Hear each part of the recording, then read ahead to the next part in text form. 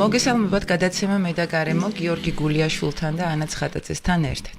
გადაცემა განიხილავს ჩვენი ბუნებრივი გარემოს გარშემო არსებულ ყველა აქტუალურ თემას და ემსახურება ცნობიერების ამაღლებას ფართო საზოგადოებაში. დღევანდელი გადაცემის თემაა ნარჩენების მართვა.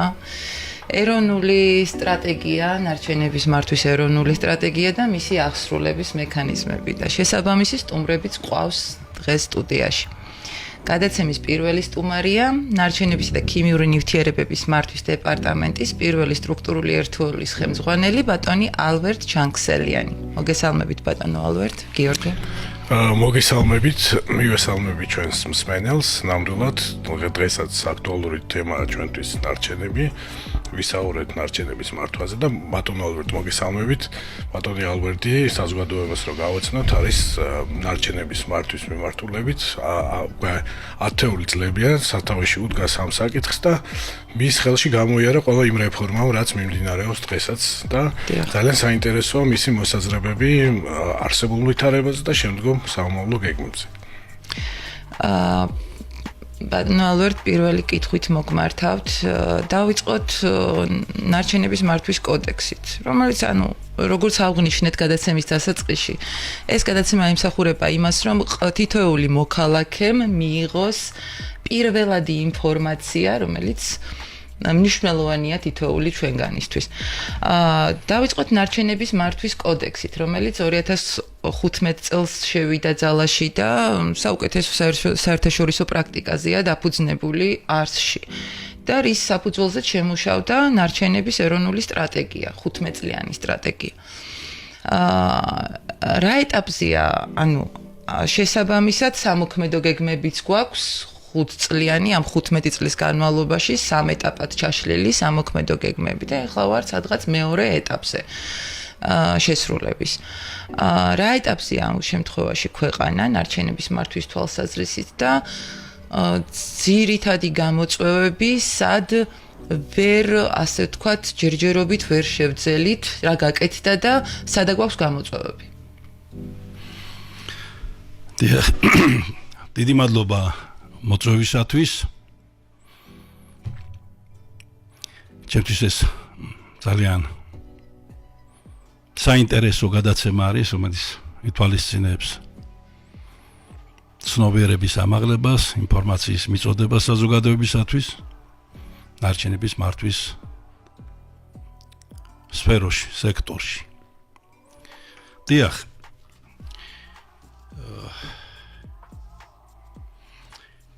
ჩვენი სამინისტრო ხედველობაში მაქვს მე გარემოს დაცვისა და სოფლის მეურნეობის სამინისტრო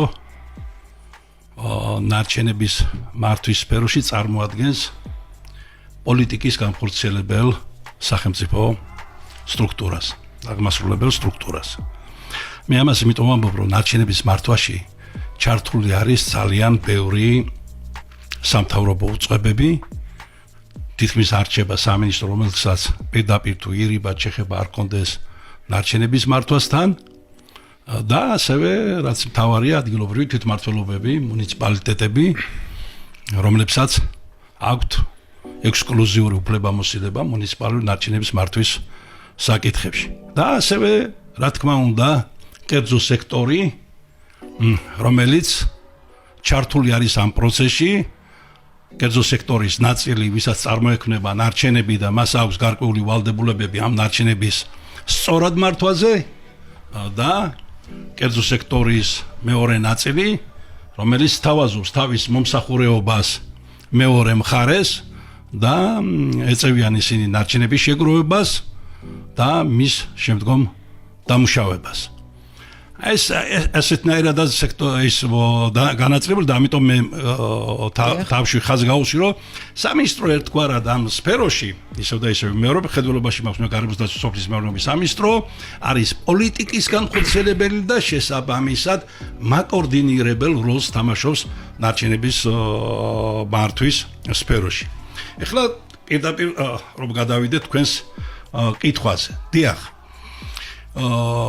ქვეყანას მიღებული აქვს შესაბამისი კანონმდებლობა, უნდა ითქვას, რომ ნარჩენების მართვის კანონმდებლობის ძირითადი სამართლებრივი საფუძვლები უკვე შემუშავებულია და ის ჰარმონიზებული არის ევროკავშირის კანონმდებლობასთან. თუმცა რა თქმა უნდა ეს პროცესი გრძელდება, ისე როგორც ევროკავშირში ხდება ახალი რეგულაციების მიღება, ჩვენთანაც გარკვეული საჭიროება იმ რეგულაციების შესაბამისადაც და აგრეთვე ქვეყანაში შექმნილი არსებული რეალობებიდან ხდება ან ცვლილებების შეტანა ამ კანონმდებლობაში, ან კიდევ ახალი ნორმატიული აქტების შემუშავება. კოდექსზე თქვენი საუბრეთ, კოდექსი შემუშავდა ევროკავშირის პროექტის ფარგლებში, ევროკავშირის ექსპერტების, საერთაშორისო ექსპერტების უშუალო მონაწილეობით და რა თქმა უნდა ჩართული იყო ადგილობრივი ექსპერტები, ჩართული იყო ყველა დაინტერესებული მხარე. მე შორს არ წავალ, მაგრამ იმ თავითვე, როდესაც ეს კოდექსი შემუშავდა, საერთაშორისო შეფასება იყო საკმაოდ მაღალი, საკმაოდ კარგი, იმიტომ რომ ჩაითვალა, რომ ის უკვე პასუხობდა ევროკავშირის შესაბამის დირექტივებს და რეგულაციებს. იქ ძირითადად ორი დირექტივა არის, მთავარი დირექტივები, ნარჩენის მართვის თაობაზე დირექტივა, ნაგავსაყრელის შესახებ დირექტივა და შემდგომ წამოვიდა ძალიან ბევრი რეგულაციები სხვადასხვა ნარჩენების ნაკადებთან დაკავშირებით და აქედან გამომდინარე, რა თქმა უნდა, იმ პერიოდში მაქსიმალურად იქნა ასახული კოდექსში ეს მოთხოვნები და ასევე გარკვეული დამატებები და ცვლილებები შევიდა შემდგომ ეტაპზე, იქიდან გამომდინარე, რომ ახალი მიდგომები და ახალი მიმართულებები გაჩნდა ნარჩენის მართვის სფეროში. ძირითადად რას ეყრდნობა? კოდექსი ეყრდნობა საყოველთაოდ ცნობილ ნარჩენების მართვის იერარქიას, რაც მოიცავს თავის თავში ნარჩენების პრევენციას, ნარჩენების ხელმეორედ გამოყენებას, ნარჩენების რეციკლირებას, ნარჩენებიდან ენერგიის მიღებას და ნარჩენების განთავსებას საერთაშორისო სტანდარტების შესაბამისად. რა თქმა უნდა, მხოლოდ და მხოლოდ რომელიმე ერთი საფეხური ან ერთი მიდგომა არ იქნება მისაღები, საერთოდ მიზანშეწონილია, რომ რაც შეიძლება უფრო მეტი პრევენცია გავაკეთოთ, რაც შეიძლება უფრო მეტ ხანს გამოვიყენოთ პროდუქცია, რომ ნარჩენი ნაკლები წარმოიქმნას და თუ წარმოიქმნება, მე მოვახდინოთ მისი რეციკლირება, ენერგიის მიღება და რაც შეიძლება ნაკლები ნარჩენი განთავსდეს ნაგავსაყრაზე. შესაბამისად, აი ამ კოდექსიდან გამომდინარე შემუშავდა მთელი რიგი კანონქვემდებარე აქტები, მე რამოდენიმე შევეხები და ჩამოვთვლი, 20-მდე კანონქვემდებარე აქტია შემუშავებული, მათ შორის არის მუნიციპალური ნარჩენების შეგროვებისა და დამუშავების წესი, სახიფათო ნარჩენების შეგროვებისა და დამუშავების წესი, სამედიცინო ნარჩენების შეგროვებისა და დამუშავების წესი, ეს ნაკადების მიხედვით არის გაკეთებული, ნარჩენების კლასიფიკაციის სისტემა, ნარჩენების დაგეგმასთან დაკავშირებით, გეგმების შეთანხმებასთან დაკავშირებით, აღრის ხანგარიშებასთან დაკავშირებით და ასე შემდეგ. მთელი რიგი კანონქვემდებარე აქტებია მიღებული და ასევე შესაბამისად მთელი რიგი მიმართულებებით კიდევ დამატებით მისაღები. აი ამ მოთხოვნებიდან გამომდინარე და ამ მოთხოვნების შესასრულებლად ქვეყანაში შემუშავდა და მიღებულია ნარჩენის მართვის ეროვნული სტრატეგია და ეროვნული სამოქმედო გეგმა. სტრატეგია 15 წლიან პერიოდზეა გათვლილი, ჯერ კიდევ 2016 წელს იქნა მიღებული და ამავე წელს იქნა პირველი 5 წლიანი ეროვნული სამოქმედო გეგმაც. ანუ სტრატეგიის ძირითადი მიზნების, მიმართულებების, პრიორიტეტების განსახორციელებლად ყოველ 5 წლიან ეროვნულ დაგეგმარებას ითვალისწინებს კოდექსი და შესაბამისად იქნა ეს ასე შემუშავებული. აქვე ვიტყვი მე, ასევე დაგეგმარების თვალსაზრისით 5 წლიანი გეგმების შემუშავების ვალდებულება აქვს მუნიციპალიტეტებს, მუნიციპალური ნარჩენების მართვასთან დაკავშირებით და კომპანიებს ასევე იქ არის გარკვეული ზღვრები, თუ იმ ზღვრებზევით წარმოიქმნება ნარჩენები ამა თუ იმ კომპანიას, მაშინ ვალდებულება გააჩნიათ იმ კომპანიებს შემუშავონ ნარჩენის მართვის გეგმა. კერძოდ აქ ეს ზღვრები ახლა ესეთნაირად გამოიყურება კომპანიას, რომელსაც წარმოიქმნება 200 ტონაზე მეტი არასახიფათო ნარჩენი, ფიზიკურ პირებს 1000 ტონაზე მეტი ინერტული ნარჩენები, იურიდიულ პირებს 400 ტონაზე მეტი ნარჩენი და ასევე 120 კილოგრამზე მეტი სახიფათო ნარჩენი ვალდებული არიან შეიმუშავონ კომპანიის ნარჩენების მართვის გეგმები და შეათანხმონ ის სამინისტროსთან. აი გეგმარების თვალსაზრისით დაგეგმარება მთლიანად ასე გამოიყურება ქვეყანაში და რაც მთავარია კიდევ ერთხელ მინდა გავიმეორო, სტრატეგიაში შეტანილია ძირითადი პრიორიტეტები, ძირითადი მიმართულებები და ძირითადი მიზნები. მიზნები იყოფა ამოცანებად, ამოცანები კიდევ აქტიობებად. ეხლა ბოლო რედაქტირებით ის რაც გვაქვს ჩვენ სტრატეგია 2022 წელს მოხდა სტრატეგიის რედაქტირებაც, კორექტირება და ასევე შემუშავდა ახალი ეროვნული სამოქმედო გეგმა. Აი ეს სტრატეგია მოიცავს 13 მიზანს. 13 მიზანს მოიცავს 27 ამოცანას და 91 აქტიობას. ეს არის საკმაოდ ესე იგი მასშტაბური სტრატეგიული დოკუმენტი ნარჩენების მართვის სფეროში და თავარი არის ახლა მისი აღსრულება და მისი მიმართულება. ძირითადად რა საკითხებს მოიცავს? ბოდირს გიხდით, სავალდებულო რეკლამაზე უნდა გავიდეთ, წინა საარჩევნო პერიოდში ვართ და დავბრუნდებით საინტერესო თემით. გიბრუნდებით ეთერში გადაცემა მე და გარემო, ჩვენ საუბრობთ ნარჩენების მართვაზე და ქვეყნის სტრატეგიაზე ამ თემასთან დაკავშირებით ბატონ ალბერტ ჩანგსელიანთან ერთად და ვაგრძელებთ თემას. ბატონ ალბერტ, ეს ჩვენ ვისაუბრეთ სტრატეგიაზე, ნარჩენების მართვის სამოქმედო გეგმებზე და ზოგად პოლიტიკაზე, რომელსაც სამინისტრო ახორციელებს და მე მინდა რომ მსმენელისთვის საინტერესო არის ამ სპეციფიკურ ნარჩენებზე, რომელზედაც მიღებული არის 4 ტექნიკური რეგლამენტი დაკადების მიხედვით. 2020 წელს იქნა ეს მიღებული მთავრობის მიერ დამტკიცებული და ძალაში შევიდა 2022 წლიდან და მას შემდეგ 3 კოლექტიური MGV ორგანიზაცია არის, რომელიც ახორციელებს ამ ნაკადების მართვას, ნარჩენების და 1 ინდივიდუალური და მე მინდა ხაზი გაუსვა იმას, რომ როგორც ერთ-ერთი MGV ორგანიზაციის წარმომადგენელი, რომ აქ ძალიან მნიშვნელოვანი არის თანამშრომლობის მაგალითი და მე მინდა რომ ამას ხაზი გაუსვათ, რომ MGV ორგანიზაციები ძალიან ეფექტურად თანამშრომლობენ სამინისტროსთან, გარემოსდაცვის და სოფლის მეურნეობის სამინისტროსთან და ამ თანამშრომლობას მოაქვს კონკრეტული შედეგები და ამას ჩვენ ხედავთ და ვაფასებთ და ამისთვის მადლობა მინდა პირადად გადავახადო ბატონ ალბერტს და ასევე ბატონ სოლომონს პავლიაშვილს, რომელიც უშუალოდ არის ამ პროცესის მაკონტროლებელი და განმახორციელებელი და მე მინდა ესეთი კითხვა დაგისვათ ბატონ ალბერტ, თქვენ როგორც ამ პროცესის დამგეგმავით და განმახორციელებელიც, როგორ ხედავთ, როგორ მიდის ეს პროცესი ამ ნაკადების მართვასთან დაკავშირებით, რა მოლოდინები იყო და რა ეტაპზე ვართ ახლა და რა გამოწვევები რჩება? რა თქმა უნდა, გამოწვევები რჩება, მაგრამ ეს არ არის 1 დღის და 2 დღის პროცესი, ეს არის განგზობითი პროცესი, სადაც ამ გამოწვევებს უნდა ვებრძოლოთ და აღმოვხვრათ ისინი. აი თქვენი შეფასება, როგორ მიდის ეს პროცესი და პირობითად რა გაგრძელება შეიძლება მოყვეს ამ 4 ნაკადს, შეიძლება დაემატოს სხვა ნაკადებით და ამაზე თუ შეიძლება რომ გითხრათ თქვენი მოსაზრება. დიახ, ბატონ გიორგი. ჩვენ პოლიტიკაზე ვისაუბრეთ და აი ამ სტრატეგიული დოკუმენტის სტრატეგია მაქვს ხედულობაში ერთ-ერთ მნიშვნელოვან მიზანს წარმოადგენს წარმოებლის გაფართოებული ვალდებულება. რა თქმა უნდა, სამინისტრო ახორციელებს მთელ რიგ ღონისძიებებს ამ ვალდებულების დანერგვასთან დაკავშირებით. რა არის წარმოების გაფართოებული ვალდებულება? კანონის თანახმად, ევრო რეგულაციების თანახმად ეს არის კერძო სექტორის ვალდებულება, ანუ პროდუქციის წარმოებლების ვალდებულება. ხო, დღეს ვინ არის ნარჩენების მართვაზე პასუხისმგებელი? კოდექსი ითვალისწინებს დამბინძურებელი ხდის პრინციპს, რაც იმას ნიშნავს, რომ ნარჩენების წარმოქმნელი არის ვალდებული გაიღოს მის მიერ წარმოქმნილი ნარჩენების მართვის ხარჯები, შეგროვების, ტრანსპორტირების, დასაწყობების, გადამუშავების და ასე შემდეგ.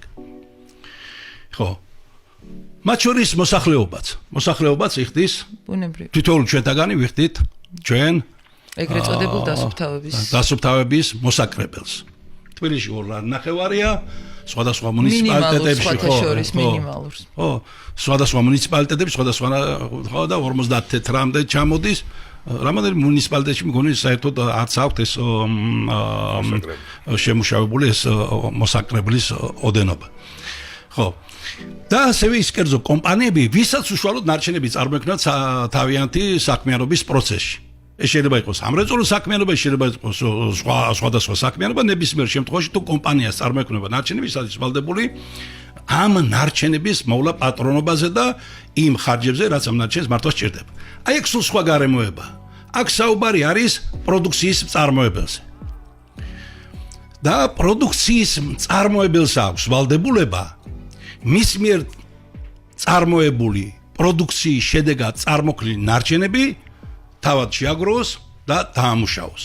იქ მეორე ვალდებულებაც არის, რომ აი ამ პროდუქციის მწარმოებლებს აქვს ვალდებულება შეიმუშაონ და დანერგონ პროდუქციის ისეთი დიზაინი, რომელიც ნაკლებ ნარჩენებს წარმოქმნის, რომელიც ზიანის მიმყენებელი არ იქნება გარემოსადმი და ადამიანის ჯანმრთელობისადმი და წარმოქმნილი ნარჩენის გადამუშავება შესაძლებელი იქნება. თუმცა კონკრეტული ვალდებულება არის ის, რომ მისი პროდუქციის მოხმარების შედეგად წარმოიქმნა ნარჩენი, ეს იმას ნიშნავს, რომ მან ეს ნარჩენები უნდა შეაგროს და უნდა დაამუშავოს ეკოლოგიურად გამართებული გზით.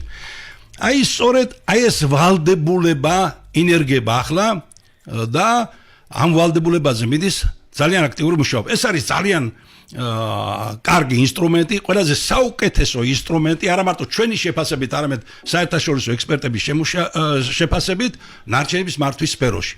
და აქ ერთვება უკვე კერძო სექტორი. როგორ ახორციელებენ ისინი ამას? ისინი ამას ახორციელებენ კოლექტიურად ან ინდივიდუალურად. კოლექტიური შემთხვევაში ეს წარმოებლები მსგავსი კომპანიები ერთიანდებიან, ქმნიან წარმოების გაფართოებული ვალდებულების ორგანიზაციას, იქ წევრიანდებიან სხვა კომპანიები, რომლებსაც შეაქვთ ამ ორგანიზაციაში რეციკლირების შენატანი და ეს ორგანიზაცია, რომელსაც ქვია წარმოების გაფართოებული ვალდებულების ორგანიზაცია, ეს არის არამომგებიანი პირი, ჩავთვალოთ, რომ ჩვენი სამართლებრივი საფუძვლებიდან განმომდინარე IP და ეს ახორციელებს მისი წევრი მწარმოებლების ვალდებულებებს, ანუ ნარჩენების შეგროვებას, მის ტრანსპორტირებას, დასაწყობებას, გადამუშავებას და მთელი ციკლი უნდა კონდეს მოცული ნარჩენების მართვის. და ამავდროულად თანაბარი გეოგრაფიული დაფარვა ქვეყნის მასშტაბით, მთის მუნიციპალიტეტები, მთის წინა მუნიციპალიტეტები, ბარის მუნიციპალიტეტები ერთნაირად ერთიანი მიდგომით უნდა იყოს დაფარული და ყველა რეგიონი უნდა იყოს მოცული და ყველა მუნიციპალიტეტი უნდა იყოს მოცული და ჩართული ამ პროცესში. ეს არის მწარმოებლის გაფართოებული ვალდებულება და ამიტომ ქვია მას მწარმოებლის გაფართოებული ვალდებულება, იმიტომ რომ მწარმოებლის სხვა კიდე ბევრი ვალდებულებები აქვს, მაგრამ ეს არის კიდე დამატებითი ვალდებულება, რომელიც მათ უჩნდებათ მათ მიერ წარმოებულ პროდუქციასთან დაკავშირებით და მათ მიერ წარმოებული პროდუქციიდან მიღებული ნარჩენების მართვის თვალსაზრისით. აი ეს მიდგომებია და ჩვენი კოდექსის თანახმად 6 ნაკადი ექვემდებარება, ყველა ნარჩენი არ ექვემდებარება ამას, ყველა ნარჩენის ნაკადი ექვემდებარება 6 ნაკადი, რომელიც შეტანილია კოდექსში. ეს არის ბატარეები და აკუმულატორები, ელექტრო და ელექტრონული ნარჩენები, საბურავების ნარჩენები, ნარჩენის ზეთები და თქვენ უკვე ახსენეთ შეფუთვის ნარჩენები და ხმარებიდან ამოღებული ავტოსატრანსპორტო საშუალებები. 4 მიმართულებით ბოლო ორის გამოკლებით, შეფუთვის ნარჩენები და ავტოსატრანსპორტო საშუალებების გამოკლებით 4 ტექნიკური რეგლამენტი შემუშავებულია, მთავრობის მიერ მიღებულია, დამტკიცებულია, ძალაშია და ამ მიმართულებით ფაქტიურად აი ამ მოთხოვნების პრაქტიკული შესრულება დაწყებულია. შექმნილი არის 4 მწარმოების გაფართოებული ვალდებულების ორგანიზაცია, როგორც ბატონმა გიორგი ბრძანა, მათგან 3 კოლექტიურია, 1 არის ინდივიდუალური.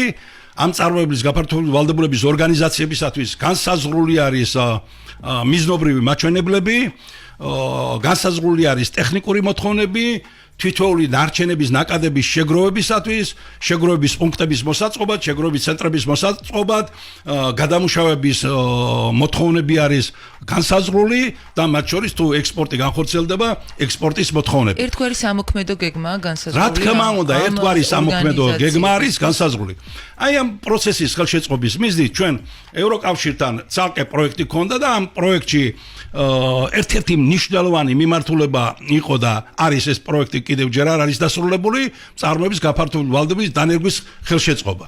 თითოეული ეს ნაკადი შეფასებული ამ პროექტის ფარგლებში რეკომენდაციები შემუშავებულია, დამუშავების ტექნოლოგიები შემოთავაზებულია და ეს ორგანიზაციები ამ მიმართულებით ძალიან აქტიურად მუშაობენ.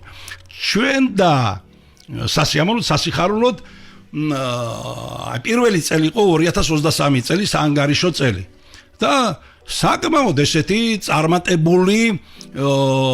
წარმატებულად შეიძლება ჩაითვალოს ეს სასტარტო ეტაპზე მათი მუშაობა და საკმაოდ დიდი რაოდენობით ნარჩენების შეგროვდა, ძირითადად მიზნობრივი მაჩვენებლების შეგროვდა, ნაწილობრივ რაღაც გარკვეული მიმართულებებით ვერ შეგროვდა, მაგრამ ეს გარკვეული პირველი წელი იყო, ძალიან ბევრი გაუთვალისწინებელი საკითხები იყო, არის მთელი რიგი ისეთი საკითხები, რომელიც იკვეთება სხვა სფეროებთან და ამის განხილვა, დაზუსტება, გადაწყვეტას საკმაოდ დრო დასჭირდა, მაგრამ შეიძლება ჩაითვალოს, რომ აქ პროგრესი არსებობს და მე მიახლოებით მინდა გითხრათ, რომ მიახლოებით 5000 ტონაზე მეტი საბურავები იქნა შეგროვებული და დამუშავებული. 2500 ტონამდე მინერალური ზეთები იქნა შეგროვებული, ამდენივე რაოდენობის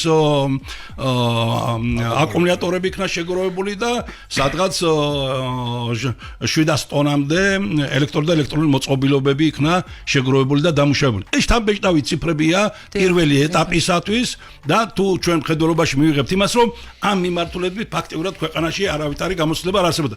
ანუ ეს სისტემა სწორად ვითარდება და ამას აქვს ძალიან სერიოზული პერსპექტივა. რაც უწყობს ახლა ეს ხელს? მიღებულია რომ წარმოებლის გაფართოებული ვალდებულება პირველ რიგში ხელს უწყობს ქვეყანაში ნარჩენების მართვის მაღალი სტანდარტების დანერგვას და განსაკუთრებით ნარჩენების გადამუშავების მაღალი სტანდარტების დანერგვას. იმიტომ რომ აქ არის კარგი ორგანიზებული სისტემა, კარგად იციან თავისი პასუხისმგებლობა MGO ორგანიზაციებმა და ისინი მაქსიმალურად ცდილობენ მხოლოდ და მხოლოდ კონტრაქტორებად აიყვანონ ისეთი კომპანიები, რომლებსაც მიღებული აქვს შესაბამისი ნებართვები, გავლილი აქვს საქმიანობის რეგისტრაციები და გააჩნიათ შესაბამისი ტექნოლოგიები დამუშავების. ან და ესეთი კოორდინირებული ქმედებების განხორციელებით ცდილობენ რომ ხელი შეუწყონ თანამედროვე ტექნოლოგიების შემოტანას ქვეყანაში, მის დანერგვას და შესაბამისად ნარჩენისაგან მაღალი ხარისხის პროდუქციის მიღებას. აი ამ მიმართულებით ძალიან აქტიური მუშაობა მიმდინარეობს. ჩვენ ძალიან აქტიური თანამშრომლობა გქონდა ფისკალური პოლიტიკის უწყებებთან, ფინანსთა სამინისტროსთან, ეკონომიკის სამინისტროსთან, შესაბამის ნორმატიულ აქტებშიც იქნა გარკვეული ცვლილებები შეტანილი. ჩვენ ძალიან დაგვეხმარა თვალსაზრისით და ორგანიზაციული თვალსაზრისით საქართველოს ბიზნეს ასოციაცია და უშუალოდ მეწარმეებთან თანამშრომლობის რეჟიმის ძალიან ბევრი აქტუალური საკითხი იქნა გადაწყვეტილი. და ეხლა ეკონომიკის სამინისტროსთან მიმდინარეობს საუბარი იმაზე, რომ აწარმოეს საქართველოს ფარგლებში, შემუშავდეს რამოდენიმე პროექტი ძირითად ნაკადებთან დაკავშირებით და ხელი შეეწყოს ქვეყანაში თანამედროვე ტექნოლოგიების დანერგვას ამ მიმართულებით. უღრმესი მადლობა. ჩვენ საინტერესოა ის ორი რეგლამენტი, რომელსაც ელოდება ასევე განსაკუთრებით გადამამუშავებელი სექტორი, რაც შეეხება შესაფუთ მასალებს და ავტოტრანსპორტო საშუალებებს. იმიტომ რომ ეს არის მეტნაკლებად ფასეული ნარჩენი და ამაზე მოთხოვნა არსებობს, ხო? გადამამუშავებელი სექტორის მხრიდან. უბრალოდ ორი სიტყვით რო გითხრათ ბატონო ალბერტ და სამწუხაროდ ჩვენი პირველი გადაცემის პირველი ნაწილი სრულდება ერთ წუთში. დიახ. კი ბატონო. მე ხმარებიდან ამაღლებული მანქანებით დავიწყებ. ჩვენ გქონდა ძალიან ხანგრძლივი და საინტერესო დისკუსიები და განხილვები შინაგან საქმეთა სამინისტროსთან, მის შესაბამის სტრუქტურებთან და იქ იყო ძალიან სერიოზული შენიშვნები. მე მესმის რომ კონცეპტუალურად აი ეს ტექნიკური რეგლამენტები მაინც ამოდის ევროკავშირის რეგულაციებიდან, მაგრამ აუცილებელი არის ქვეყნის რეალობების გათვალისწინება და ქვეყანაში არსებული სიტუაცია. ეს სასარგებლო აღმოჩნდა და ეხლა მიღწეულია ყველანაირი კონსენსუსი ამ საკითხთან დაკავშირებით, ასევე ფინანსთა სამინისტროს შემოსავლების სამსახურთან საბოლოო ვერსია ფაქტიურად დასრულებულია და ჩვენ ვფიქრობთ, რომ უახლოეს პერიოდში ის უკვე აიტვირთება და აქ უკვე ფაქტიურად მეტი კითხვები არ უნდა წამოვიდეს. რაც შეეხება შეფუთვის ნარჩენებს. შეფუთვის ნარჩენები ამ წარმოებლის გაფართოებულ ვალდებულებას დაქვემდებარ ნარჩენებს შორის ყველაზე დიდი ლოტია. და ყველაზე დიდი რაოდენობა, იმიტომ რომ დღევანდელი ჩვენს ხელთ არსებული ინფორმაციით მიახლოებით საქართველოში წარმოიქმნება 200,000 ტონაზე მეტი შეფუთვის ნარჩენები. და ახლა მომავალში შეიძლება იყოს 250,000 ტონა და ეს რიცხვი ეკონომიკურ გზასთან ერთად, ეკონომიკის განვითარებასთან ერთად ამ ნარჩენების რაოდენობა ის მატულობს.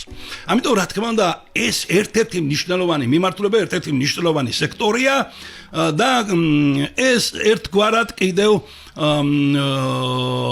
უნდა აღინიშნოს ისიც, რომ უნდა განხორციელდეს აქ მეტი ჩართული მხარეებია, განსაკუთრებით კი მუნიციპალიტეტები, იმიტომ რომ აქ ეს შეფუთვის ნარჩენების დიდი ნაწილი მუნიციპალურ ნარჩენებს წარმოადგენს, თუმცა არის სამრეწველო და ინდუსტრიული მიმართულების შეფუთვის ნარჩენების, მაგრამ დიდი ნაწილი არის, ამიტომ აქ საჭირო არის შეთანხმებული ქმედებები და შესაბამისად ტექნიკურმა რეგლამენტმა უნდა გაითვალისწინოს ამ შემთხვევაში წარმოების გაფართოებული ვალდებულების ორგანიზაციებისა და მუნიციპალიტეტების თანამშრომლობის საკითხები. ამ ნაწილში იყო ასთა სხვადასხვაობები. იქ იყო შენატანებთან დაკავშირებული საუბარი, უფლებამოსილებებთან დაკავშირებული საუბრები და ამიტომ ის გარკვეულ ეტაპზე შეჩერდა. ეს არ ნიშნავს იმას, რომ მიმართვებით მუშაობა არ იქნა გაგრძელებული. დამატებით იქნა მოწვეული საერთაშორისო ექსპერტები, რომ კიდევ ერთხელ დამატებით გავცნობოდით სხვადასხვა ქვეყნების გამოცდილებას ამ ნაწილში, აი ამ მიმართულებით და ჩვენ მივიღეთ ეს რეკომენდაციები, ჩვენ ძალიან ახლო ურთიერთობა გვაქვს მუნიციპალიტეტებთან, მათ შორის თბილისის მუნიციპალიტეტთან. ამ ბოლო ვერსიას, რა თქმა უნდა, ძირითადი ის მოთხოვნები პირველადი ის რაც იყო შემუშავებული დრაფტი რჩება, მაგრამ იქ გარკვეული კორექტივები შედის და მე ვფიქრობ, რომ ეს ახალი მიდგომა უკვე მისაღები იქნება მუნიციპალიტეტებისთვისაც და ასევე კერძო სექტორისათვის იმ მწარმოებლებისათვის, ვისადაც ვრცელდება მწარმოების გაფართოებული ვალდებულება. ჩვენ ერთი რამე უნდა თქვათ და უნდა ვიცოდეთ ყოველთვის, რომ როდესაც ჩვენ საუბრობთ წარმოების გაფართოებულ ვალდებულებაზე, აქ მოიაზრებიან წარმოებლები და აქ აი ამ ჯაჭში მთავარი რგოლი არის წარმოებელი. იმიტომ რომ მას ევალება ეს და თუ რამე რაღაცა შეიძლება გარკვეული შენიშვნები, შეიძლება გარკვეული პრეტენზიები გააჩნდეთ ამა თუ იმ მოთხოვნებთან დაკავშირებით, ეს არის უპირველეს ყოვლისა წარმოებელი. მათთან ეს საკითხები თითქმის შეთანხმებულია, დასრულებულია, ძალიან ბევრი მწარმოებლები, ეს საერთაშორისო ბრენდებიც არიან, სხვადასხვა ქვეყნებში ეს ისედაც ხორციელდება, მათთვის ეს მისაღებია, უფრო რთული არის მცირე და საშუალო ბიზნესი, თუმცა ისინი წამოსული არიან და ჩვენ ვფიქრობთ, რომ ახლო მომავალში ჩვენ გვექნება შეხვედრები დამატებით მუნიციპალიტეტებთან, თუ ეს ორი მხარე კარგად შევაჯერეთ ერთმანეთთან, ეს საკითხი ხო არაფერი არ შეუშლის ხელს, უკვე ამ ტექნიკური რეგლამენტის მიღებასაც ის ძალიან სწრაფად ჩასწორდება და წარდგენილი იქნება. მე ერთი რამის თქმა მინდა, რომ ძალიან მნიშვნელოვანია და თქვენ რო დასვით ეს საკითხი ეს ძალიან მნიშვნელოვანი თემა არის. და თუ ჩვენ მივიღეთ, იმიტომ რომ შეფუთვის ნარჩენების ტექნიკური რეგლამენტი მოიცავს ამავდროულად დეპოზიტის სისტემასაც და თუ ჩვენ დეპოზიტის სისტემა კარგად ჩამოვაყალიბეთ და სწორი მიმართულებით წავედით, ეს იმას ნიშნავს, რომ ჩვენ ქუჩაში გადაგდებულ პეტის ბოთს ვერ დავინახავთ, ან სხვა იმ თქვათ შეფუთვის საგანს, რომელიც წარმოების გაფართოებულ ვალდებულებას ექვემდებარება, ეს არის ჩვენი მიზანი. ისე რომ ჩვენ მზად ვართ ამ თემაში ყველა მხარესთან კიდევ დამატებითი კონსულტაციისათვის, თუმცა უნდა ითქვას, რომ ეს უკვე დასასრულისკენ მიდის, ეს მიდის ფინალისკენ და ვფიქრობ, რომ ძალიან მალე ეს პროექტები გადაგზავნილი იქნება მთავრობაში განსახილველად და დასამტკიცებლად. დიდი მადლობა ბატონო ალბერტ, ეს ჩვენ ისეთ თემას ვეხებით, რომ დაუსრულებლად შეგვიძლია ამაზე საუბარი და ძალიან ბევრი ასპექტი აქვს ამას და რა თქმა უნდა, მაგრამ ეს ძალიან საინტერესო ინფორმაცია მოვისმინეთ თქვენგან და იმედს ვიტოვებთ, რომ ეს ორი ტექნიკური რეგლამენტი შევა და ეს ნარჩენების მართვის სისტემა სწორი მიმართულებით ვითარდება ჩემი აზრით და კიდევ უფრო დახვეწავს და სრულყოფს ამ სისტემას, რა თქმა უნდა, შეფუთვის ნარჩენები არის განსაკუთრებული ნაწილი ამ ჩვენი ნარჩენების მართვის. მხოლოდ ერთ წუთს წაგართმევთ კიდევ.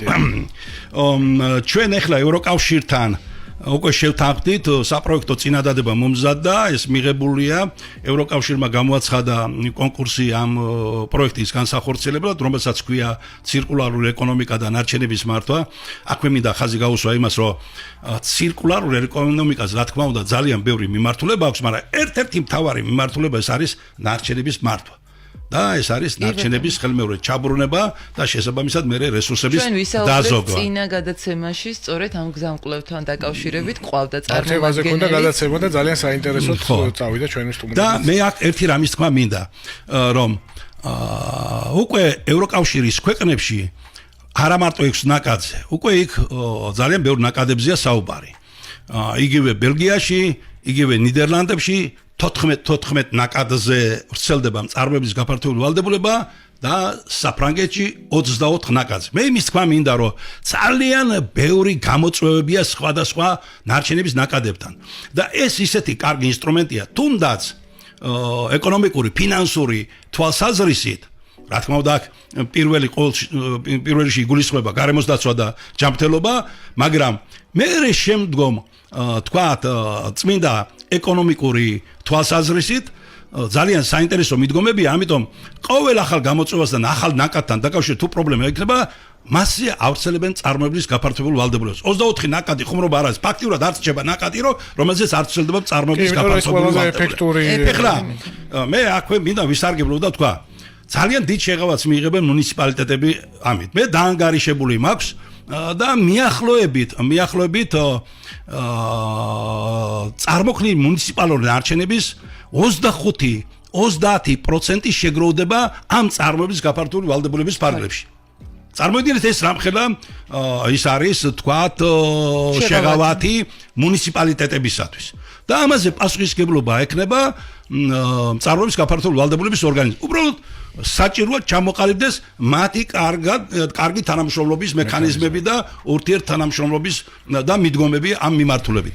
აი ეს ძალიან მნიშვნელოვანია, მე იმედი მაქვს, რომ და მე რატო ვახსენე ეს პროექტი. ამ პროექტის ფარგლებში ჩვენ გვაქვს ერთი აქტივობა, რომლის მიზანი არის დამატებითი ნაკადების შეფასება წარმოებლის გაფართოებული ვალდებულებისა და ცირკულარობის შეფასებასთან დაკავშირებით. ანუ ჩვენ არა მარტო ამ 6 ნაკადზე უნდა გავჩერდეთ, არამედ ჩვენ უნდა შევაფასოთ პრიორიტეტული ნაკადები გამოვალინოთ და სხვა ნაკადებზეც გავავრცელოთ წარმოების გაფართოებული ვალდებულება. უღრმესი მადლობა ბატონო ალვერტ, ძალიან საინტერესო იყო, დარწმუნებული ვარ ჩვენი მსმენელისთვის რადიო პროექტი მე და გარემო გადის რეკლამაზე.